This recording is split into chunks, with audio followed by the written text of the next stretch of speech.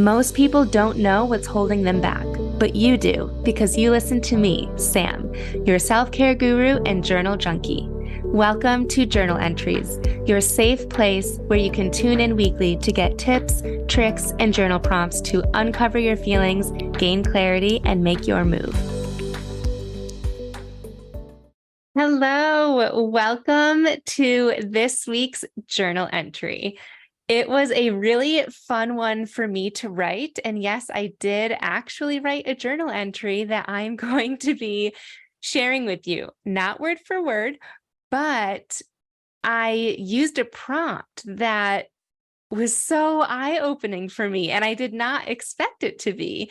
So that's what we're going to tap into is that prompt.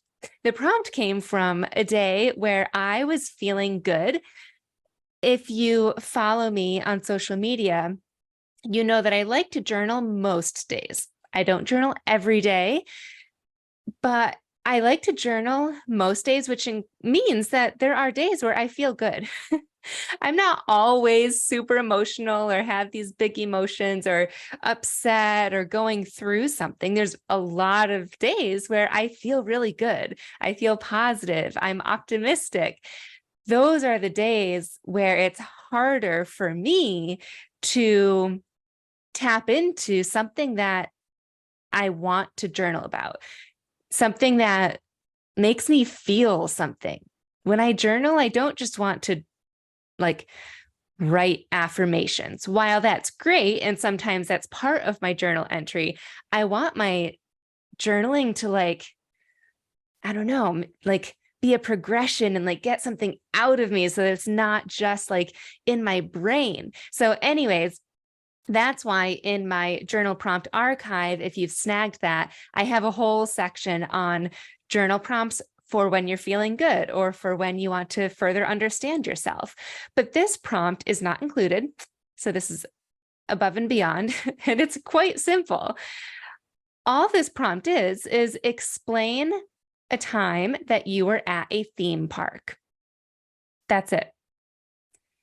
But when I wrote about it, I got quite deep. So I'm going to take you down my memory lane and aha moment or breakthrough of my theme park adventure. So I immediately thought of roller coasters.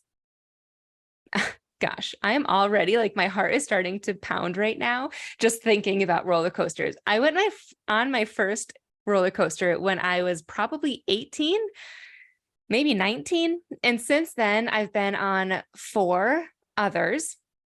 2 of my most memorable ones out of the 5. One was when I was in Disneyland Paris with my twin sister. If you're in Disneyland Paris and your group wants to go on a roller coaster, you go on the roller coaster. So I did. And then the second one was I did the roller coaster, I rode the roller coaster that is on the top of the hotel in Las Vegas. I think it's the New York Hotel. Again, when you're in that setting, you do it. Plus, I had a few drinks in me. So I was like, why not? Super memorable. Both times I started screaming before the carts even started to move. I remember buckling up. And as soon as I heard the click, I realized what was about to happen. And I just started screaming. Both times as well, there were younger kids in front of me who turned around to see who this crazy lady was, which was me. And then they just started laughing at me, which I would have as well if I were them. And so in my journal entry, I was just thinking what is it about roller coasters that makes me so fearful? And I think for me, it's the unexpected. When I was growing up, I remember saying that I didn't want to go on roller coasters because I didn't want my stomach to drop. I didn't like that feeling, obviously. Well, maybe not obviously. Maybe some people might like that feeling. I didn't want to put myself in a situation where I might get sick. And so putting myself on a roller coaster where it's unexpected, I don't know how I was going to feel. My sisters both did the Superman, which I have not done, but just the fear of my stomach dropping, the fear of not being in control. You can't just get off if you're scared.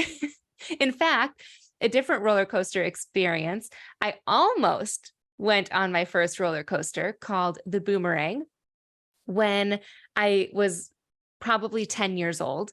And I was so scared, but I was with my extended family. Like my cousins were visiting from out of the state and uncles, and we were all together and they all wanted to do this.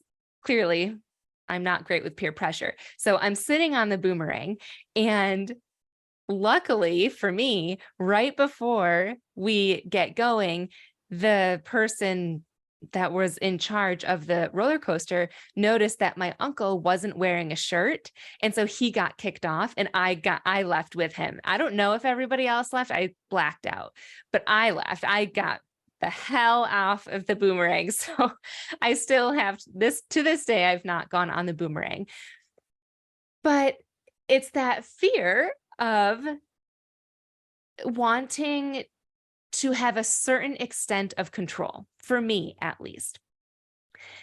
Roller coasters take that away. You are in a position, I am in a position where I cannot do anything except ride the roller coaster, which freaks me out. And we do this to ourselves all the time beyond roller coasters, is what I realized in this journal entry.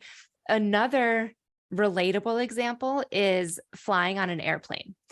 I don't know about you, but I actually don't mind flying. I travel a lot and I prefer planes over driving. I mean, lately there's tons of delays and stuff.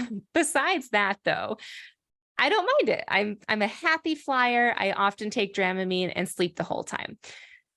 However, I can very easily tap into two different headspaces. The first is you're sitting on the plane, right? So I'm sitting on the plane and I'm buckling up. I hear the pilot come on the loudspeaker and say, prepare for takeoff. And then we start going, and I can envision feeling the plane get faster and faster beneath my feet. You know how you can feel the trembling, and then imagining the nose of the plane starting to point up into the sky and taking off and continuing to rise. And then you start to see the clouds and then dropping and twisting and turning. And I don't know why, but something happens and it all goes wrong. And we're just on this plane flailing about in the sky. I can envision that actively. And just like the roller coaster story, my heart is racing right now, and I'm a little bit sweaty. I have to actively choose every time that I am flying to buckle up, to listen to the announcements, or sometimes I play music so loud in my AirPods that I can't hear. But I feel the plane take off, and I trust that we are solid in the air, that the plane can handle turbulence, that the pilots are confident in what they're doing, and that we won't be flailing about in the air. I physically sit in that seat. Well, now I'm curious if you are an aisle person or a window seat person. I actually prefer the aisle if I'm not traveling with anybody, because I have this fear. I guess this circles back to control. I have this fear that I'm going to control and not wanting to burden anybody. I have this fear that I'm going to need to go to the bathroom and the two people next to me will be sleeping and I won't want to wake them up to have to leave. So I like sitting on the aisle so I can have a quick escape. Anyways, that was a tangent. I have to choose every time when I'm taking off to believe that. I still feel the nerves, but I feel more calm and secure and at peace. I picture us even landing peacefully in that second headspace. So whether you are going on a roller coaster or flying on a plane or making a personal decision, right? We have to trust ourselves. And this is where my journal entry went. I thought I was going to be journaling about roller coasters and theme parks. It turned into a whole thing about control, but then trust, and how we get to choose our headspace. We get to envision the outcome. We have to trust that we have the coping skills to calm our nerves in whatever situation that we're in. And we have to trust that when it comes to our decisions, we know best, especially personal decisions. Trust is something that I've been trying to work on for the past couple of years in particular. I first realized the deep lack of trust in myself when Griffin was born, and I was glued to Google. I think a lot of moms might be like that.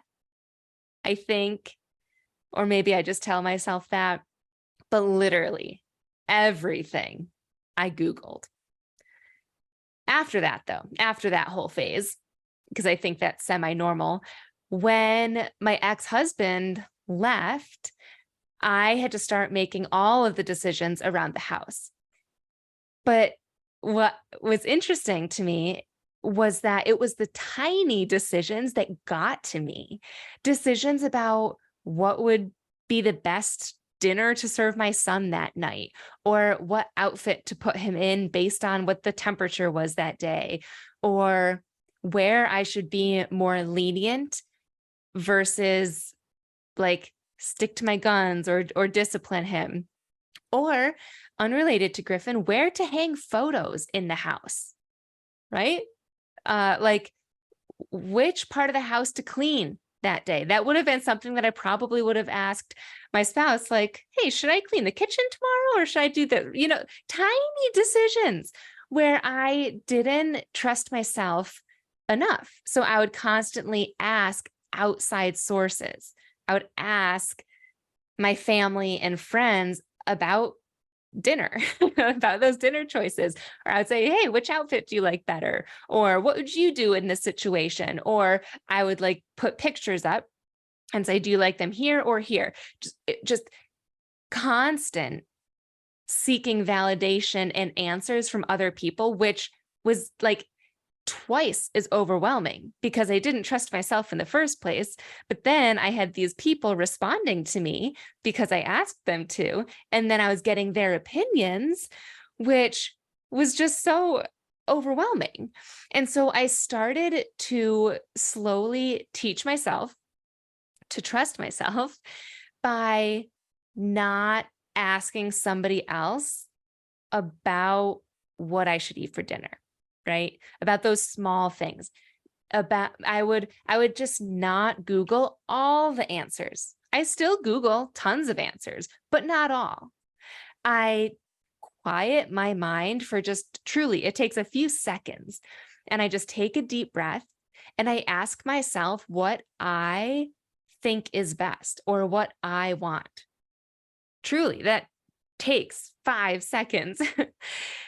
Quieting and just asking. And we know deep down. And, sometimes it doesn't work out. Like I forgot to pack certain things when going somewhere.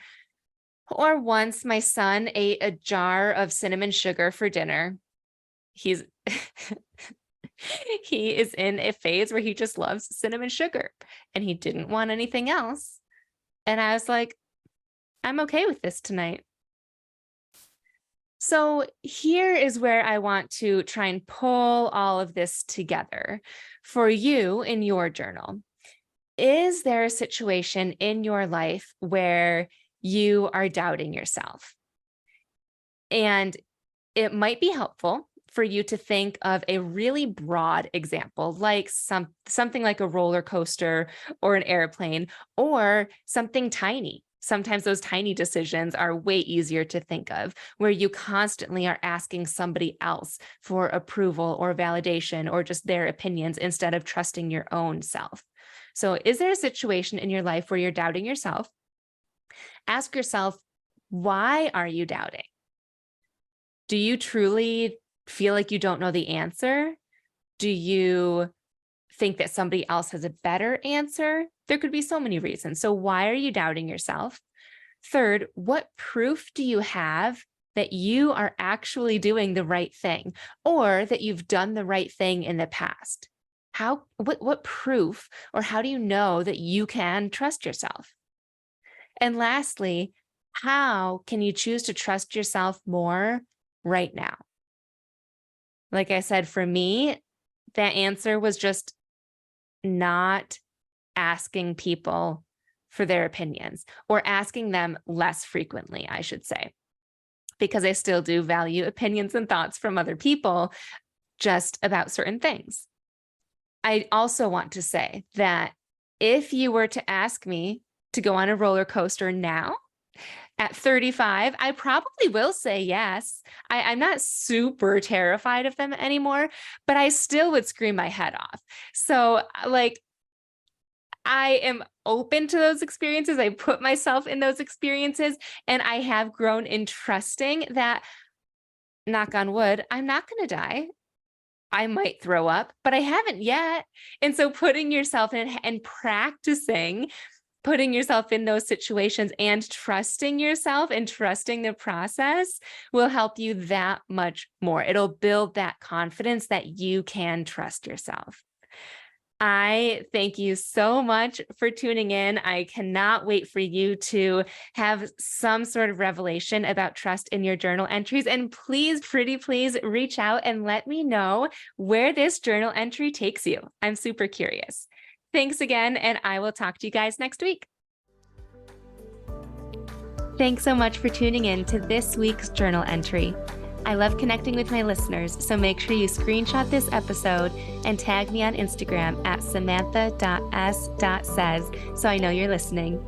And don't forget to grab your free training and journal prompts at www.samanthapenkoff.com/podcast.